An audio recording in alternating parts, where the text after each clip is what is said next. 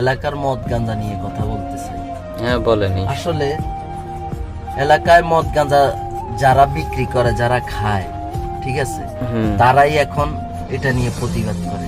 মানুষে অন্তর থেকে তাদেরকে ঘৃণা করে এবং কি বলে যে জায়গায় জায়গায় যে এরা মদ খায়, এরাই গাঁজা খায়, আবার এরাই আবার এটার বিরুদ্ধে কথা বলে।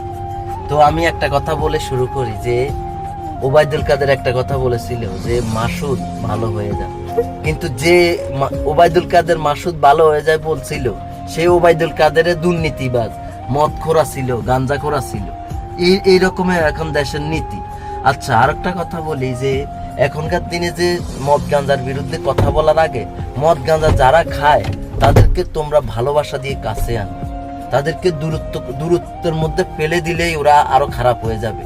আর মদ গাঁজার সাথে লোকের সাথে যদি চলেন, অনেকে মনে করে এই মদ গাঁজা খায়, আসলে তা না। ওরে ভালো করার জন্য ওর সাথে মিশে, ওর সাথে হাসি খেলি কথা বলার কারণে ওই ছেলেগুলো আস্তে আস্তে মদ গাঁজা থেকে চলে আসে। খালি ফেসবুকে অনলাইনে খালি ওই এটা বললেই চলবে না যে মদ গাঁজা খায়, এদের বিরুদ্ধে লড়াই করতে হবে, এটা না।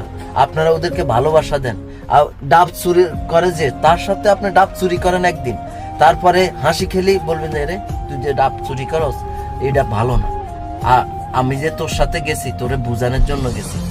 এই জিনিসটা মানুষ একটু করে না, অ্যানালাইজ করে না যে কোনো কাজ কোন লোকে করতেছে ওগুলারে তুমি কাছে টানো, টাইনা তাকে হাসি খেলি তাকে বুঝাও, না বুঝিয়ে তাকে খালি দূরত্বের মধ্যে ফেলে দেয়। এটা আমি কোনো সময় অ্যাকসেপ্ট করি।